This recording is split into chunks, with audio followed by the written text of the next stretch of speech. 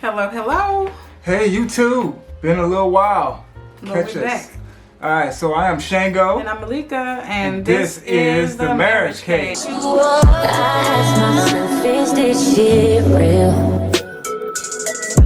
contemplate about how I feel. Here we go. Boy, I can't believe, okay, first of all, I'm gonna need some wine for this because this is just too ratchet. Like, you know what I mean? It's like, this whole thing with KeKe Palmer, it goes to show you no matter how much money people have, then, you know, especially in the black community, I'm just so tired of just these dysfunctional relationships. It's getting old, you know what I mean? And it's like, I keep seeing that black people, like, we're climbing financially, but mentally, it's like the biggest issues, I think, plaguing the black community is just mental health. Very much, because, I mean, it's deep. Because you can't have this much resources and be this nuts and have these much kind of problems. I mean, come on. She said he choked her. Yeah, so there's been a lot of recurring accounts that it's been going on for like most of their relationship where he's been just abusive physically and emotionally, you know, just big domestic violence. So it turned out it came to a point where she had filed a restraining order against him for domestic violence. Yeah, we seen pictures where he, you know, grabbing her around her neck, like throwing her over the couch. Yeah, slung her over the couch, beating her. He was like swinging on her. Yelling profanities, hit her in front of their son. Choking her. Just all kind of stuff. And so, you know, and that goes to show you, okay, Tyler Perry, red dudes seem to be like abusive too. When a rich nigga wants you. It's not just the dark skin, because this dark skin fella treats me really well. I ain't got none of that. So you know, so we got like Chris Brown, we got this dude, and so now the red dudes are the real abusers. So you were wrong, Medea. Nah, but real talk is, I get mad because a lot of women are saying this. I hate to be a I told you so ass, but didn't I tell y'all to never help a man when he down, because all he gonna do is resent you for it later on? All he's gonna do is feel emasculated.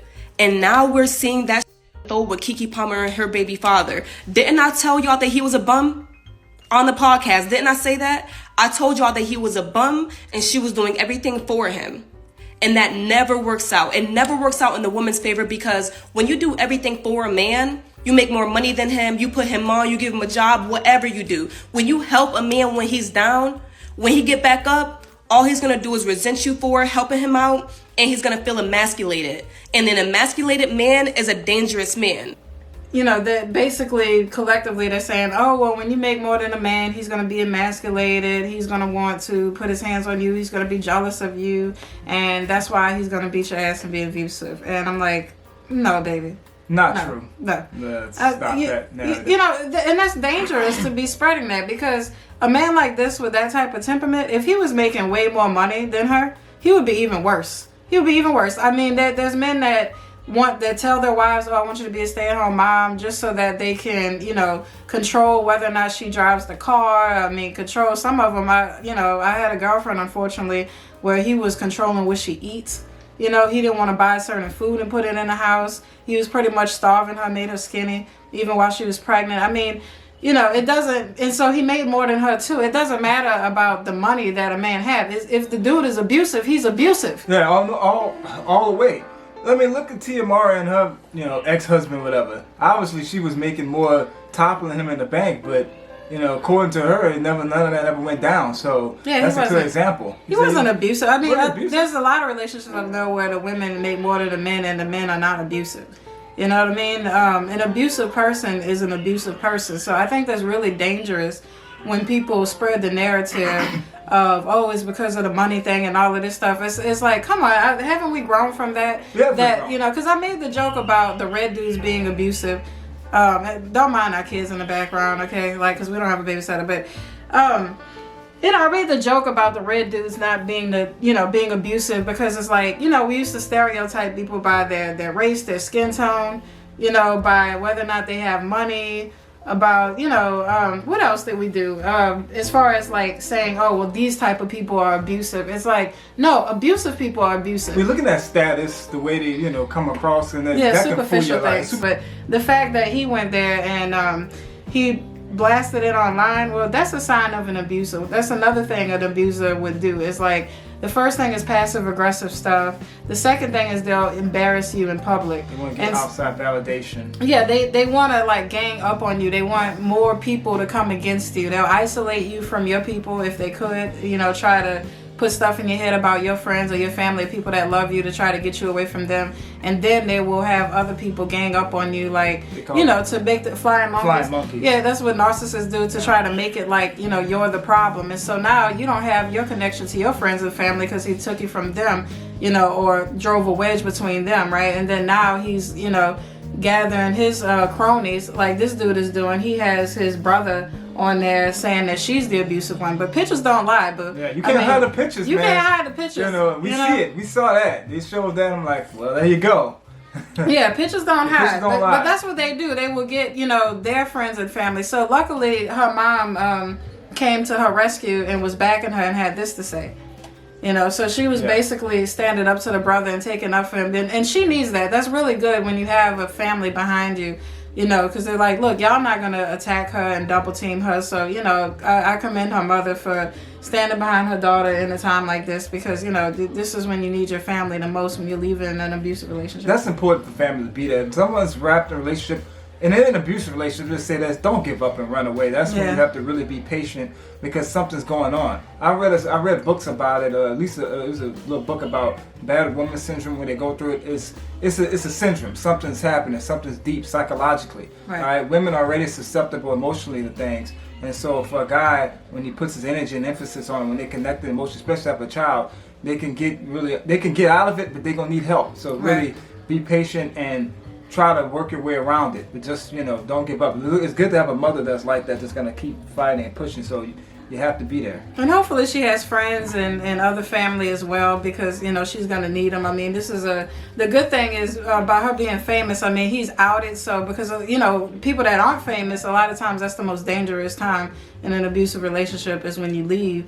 Because allegedly he trespassed on her property to beat her up and all kind of stuff, like, you know. Away. So this guy is obviously dangerous, and so you know, that it's scary to see that that she's going through this, like, regardless of her status. But I just wanted to say that I don't think it's just because she made more than him. I think it's because he's a bastard and he's abusive. Yeah. Like point blank. That's like again, men that make more than you can be even more abusive. And I think if he made more than her, he would be even more abusive than what he is now. And so that's his character. That's his character. I mean, we had said we were going to mention this, like, when we first met, I made more than you. Yeah. Did you feel emasculated? No. Did you beat me up? Because security, I knew, look, I'm going to get up there.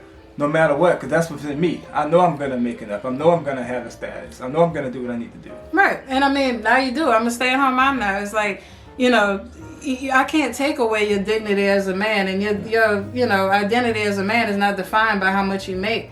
And so I just think it's dangerous that, you know, women are like, oh, Dusty's, if he makes more and all of this stuff, you make more, he's going to beat you up. No, I mean, learn to recognize the signs. Don't generalize. That's generalization. And what I'm going to say about women that go through, they call it battered woman syndrome. Look it up. It's real. So watch yourselves with that. If you recognize you have friends and anybody that's within that. And so with making enough and having that, it's in your character. Because if you know you can make it, you're gonna make it. If you'll make it on your own. You'll make enough. If it's besides that grit, determination, your own standard. And so guys that act like that, they won't, because they're looking for something. They already. And that's why he's not successful, because his own ego and character. And he's taking it on her instead of recognizing, well, this is my problem. It's something within me not making it. Right. And it's something with her that made us susceptible to that too. Considering her status, I should say. You know what I mean? Because nobody that's healthy would be able to contract somebody like that or stay with that or let it be 2 years into that. So we gotta recognize that she's not healthy either, which leads on to how this all started with the whole party, wherever she's at, with her ass out. Yeah, in the dress. In the dress. Now, I agreed with him on that before it happened, because it's like, we set a standard in our marriage where, hey, look, we're not gonna dress like this. Mm-hmm. You know, we're not gonna handle it this way, because we represent our marriage and each other. You know, as a leader of the family, I was like, look, you're representing me out there, and I don't want to show that. I don't want you to show that. That's private between us. But we had that established. We started getting that out, you know, together before we got so serious. We talked about it, and that should be happening already, not after 2 years, and all of a sudden she's out there. Nobody knows. He don't know what's going on with that. That's an issue right there. On top of the abuse. Yeah, I mean, that's another thing.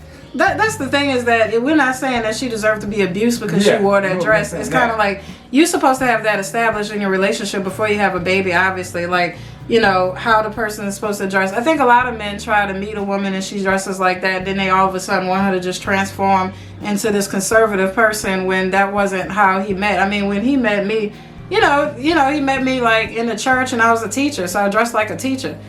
So same beliefs, same beliefs and values. Same values. So I mean, if she dresses like that for the men, if she dresses like that, that's an ego trip to think that she's gonna get with you, and then all of a sudden she's gonna just be this traditional woman. It's like, quit trying to do that. Like, if you want a traditional woman, then find a traditional woman. I like that. Like, I'm alpha male. I'm going to change her because I can't. Like, you're wrong.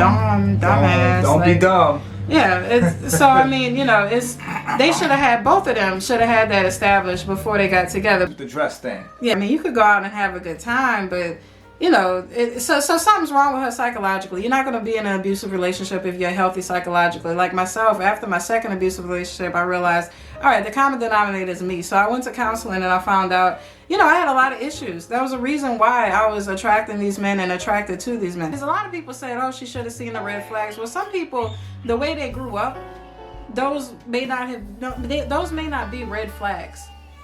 And if you don't know how to look for them, because things slip up, they love bomb you. They'll do a little small thing and then treat you nice. And sometimes people let it go over time and you get adapted. I mean, it gets bigger. It always increases. Like, let's take R. Kelly with the whole thing, the 14-year-old. Then years later, now he's had a sex slave thing. It's just, it does increase and then people miss it. And I mean, it's just learn to recognize that at the moment, like, this is what happens. Because people do abuse where it's like they do it in a joking way. I've seen that. Oh yeah, they go, oh, it's a joke, or it's just funny. I mean, the way you grow, like the way I grew up, unfortunately, like what we would call verbal abuse, because it is, that was normal. Okay, so I missed those flags when someone was verbally abusing me. I didn't see it as abuse, because I know that one of my family members made a joke like, oh, I can't beat you over the head with words. There's no such thing as verbal abuse. Well, later on, I found out there was. And so there were certain ways that I was talking to him when we first got together. And he was like, whoa, I don't like that. I don't like your tone. I need you to fix it. And so then, I learned because he led by example. You have to set a standard in a relationship. And so, yeah, something's wrong with her. She jacked up. That's why she got this dude. And I'm sorry she had a baby for him because, she about to go through all kind of drama. She got it's only just starting. But I mean, 2 years into it, I know it hadn't just started. Like I said, recognizing the signs. So I'm like, come on. Now, I'm going to say this. The mental health in this world, really this country, needs to really be addressed. I keep emphasizing that. I do too, after talking. But we really have to worry, and we're going to keep talking about this, that we really have to address the mental health. Right. Getting help, I think it should be in the schools. Like people in high school think that's some kind of just standard, and whatever, college, whatever, just some kind of help for people, particularly kids, because it's like, it starts off to how we're brought up. Yeah. I mean, I'm so sorry to see all these, just bad relationships and all of that. Is everybody needs help, because I mean, if whoever's getting abused, they need help, and the abuser as well needs help, because they have obviously psychological issues as well. So anyway, these people, my prayers are with KeKe, and even even with Mr. Abusive Red Dude, whose name I don't know, because he's not as famous. It's not famous. It's really not that relevant. Whatever his name is, none of this would really be relevant, because obviously they weren't really big stars. I remember Akilah and the Bee. And that's it. What else did she do? I mean, she did some movie. We watched some kind of B-level movie that was neither one. Like people were like, "Oh, he's jealous of her." She's a C-level actress. I'm like, neither one of them are all that special. No, she wasn't even she's not a good actress either. A lot of these child stars grew up and they and they're done. There's not no acting really. They don't have no skills. They're not talented. It's just I seen her rapping, and that was rap too. It's like, I don't need a man. I just need a bag. I'm like, oh God, not another one of these. And so you get popular just off of some ratchet stuff like a bad relationship. You know what I mean? She's only like just C-level actress at best. And he's like just a complete nobody. But hey, these people, have money, and so they're a good example of like, it doesn't matter how much you make or what, social status you're in, you can still have mental health issues. Yeah, success doesn't mean, mental stability. You know, just because you're successful doesn't mean you're stable. I know, that's going to be repeated again, but You know. You want to finish your wine? I'm done talking about them in this stupid ratchet relationship. Yeah. It's like, come on, y'all got the money to get some damn help. Yeah, it Go shouldn't be hire like a this. professional. Get some counseling. Y'all Enough got of this enough. shit. So You know? anyway, we're gonna finish our wine on that. Y'all Right. drink on that and stay tuned because we're back, baby. Wow. The Marriage Cave. So again, I'm Shango And I'm Malika. and we out. Peace. Peace.